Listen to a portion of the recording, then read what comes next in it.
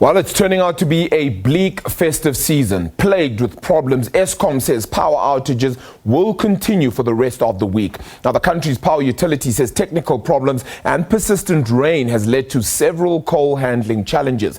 Eskom moved to stage 6 load shedding yesterday for the first time, which meant that it had to remove more than 6,000 megawatts of power from the national grid, or it would face a total blackout. Load shedding today is at stage 4, but persistent rain has caused flooding at the Camden power station in Mpumalanga, forcing it to shut down, adding further strain then to the system. Now, with rolling blackouts clearly a reality, South Africa's sluggish economy is now under even more pressure. Mining companies, once considered the backbone of the economy, are also taking strain, unable to rely on an uninterrupted power supply and also not prepared to risk workers going underground. We also hope we will be in a position to get better weather conditions, that this amount of rain is not something we could have prepared for. The rainfall in the areas where our power stations have been has been such that in one day we've had more rain in those areas than they have in their rain season. The effect is it flooded all our open cast mines. It has flooded some of our mines. We had to shut down Camden, which the whole power station was flooded, and the impact of rain manifests on the coal side and also on the ash dam side. So these rainfalls have been unprecedented. So we are working hard to ensure that we don't find ourselves in this situation again. Now, for more on this, we cross to my colleague Diabo Seto, who is at Megawatt Park, which is, of course, Eskom's headquarters. Diabo, thank you so much for the time again. We continue to have spoken about South Africa's economy sitting in the doldrums and suffering at the hands of this saga, and that continues to be a case now. Absolutely, Arabile. To think that South Africa is Africa's most industrialized economy, yet we are languishing in unreliable power security is really quite disappointing, frankly. And for a country that is so industrialized, so big, you'd expect at least, economic growth to be hovering at around 3 to 5% for at least jobs to start to be created. But at the looks of things, Arabile, I can tell you that we will be nowhere near that 1% anytime soon.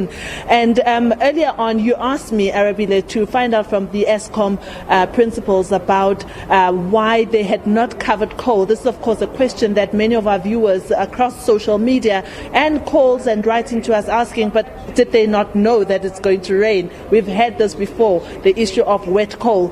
Earlier on, I spoke to the COO of Eskom, Mr. Jan Oberholzer, and he shared with us about how difficult, particularly the rains, incessant rains, have made it for coal to be covered and for the power utility to continue doing its work. Let's listen to what he said earlier on.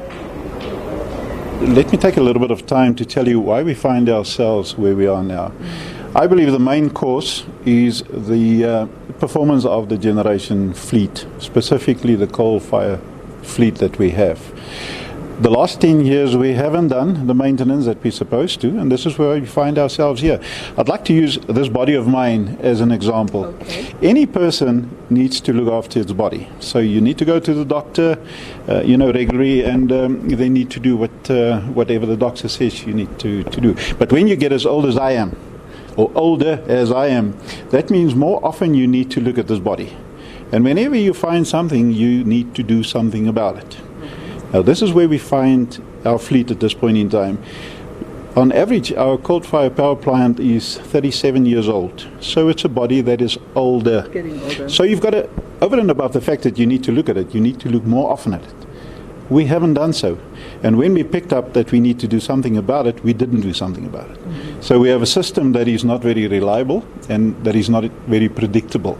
So that is a cause of where we are now. Yeah. Then over and above the fact, yesterday we had the excessive rains, good rains that we were blessed by the good Lord. So that made it very difficult.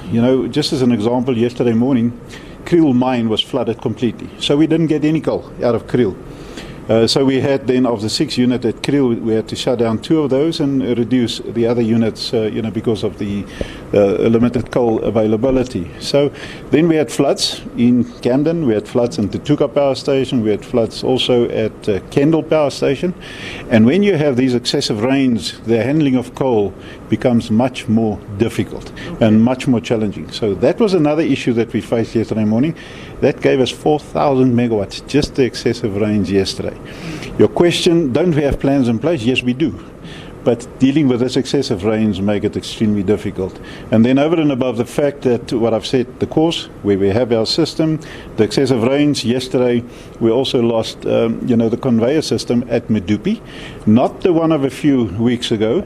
We lost the power supply, the electrical supply inside the power station to the 2 int lines taking the coal into the bunkers, into the power station. So we lost the electrical supply. And then if you look at our emergencies here, and I'll talk about this just now. Okay. So we use quite a lot of water during the day because of what I've explained to you, as well as diesel. And that's why we had to make a decision to implement stage 6. So this is just to give you an idea. So today, the issue with Medupi has been resolved. All right. The issue with the excessive rains and the water, we've dealt with those. But we still sit with the challenges in terms of the system and a little bit of water. That's why we're at stage 4. So does stage 4 become the new normal then, Diabo?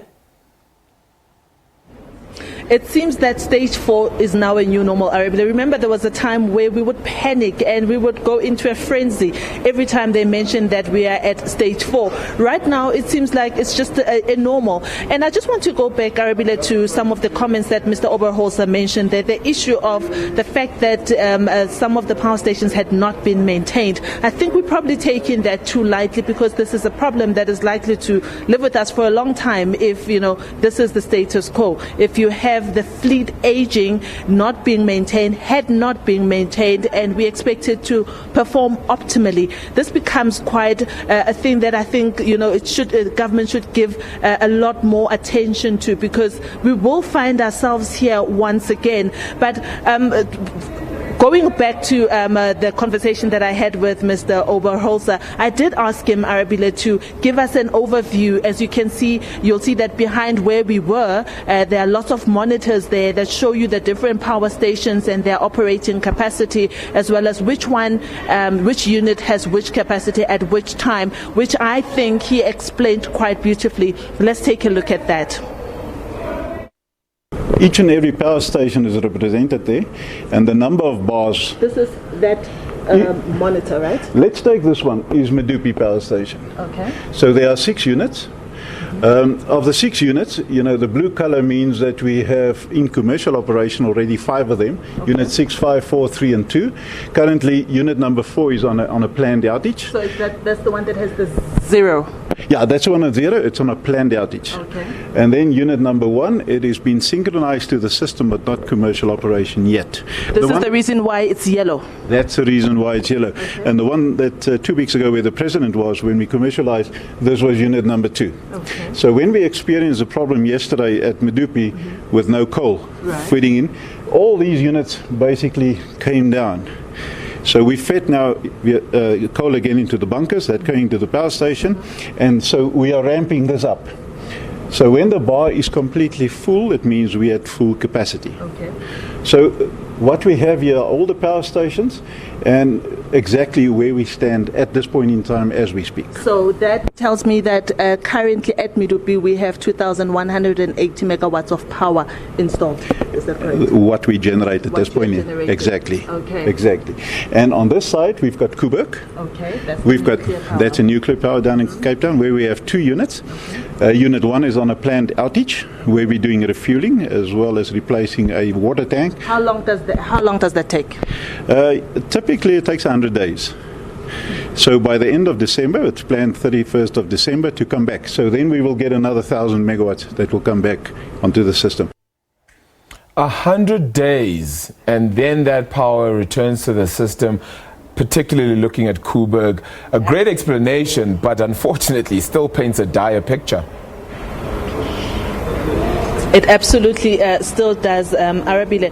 By 1 p.m. when I was speaking to the spokesperson of Eskom, Ms. Dikatso Motaye, she did mention that, you remember that in the statement they mentioned that by 5:43 this morning they had unplanned outage of around 15,200 megawatts, and their ideal megawatts to reach is around 9,500 to 10,000 megawatts. And once they have that in capacity or in the system, then we may be able to see some easing of load shedding, perhaps maybe going back to stage 2, or not having load shedding at all and everything going back to normal. But until then, the damage would have still been done. Arabile.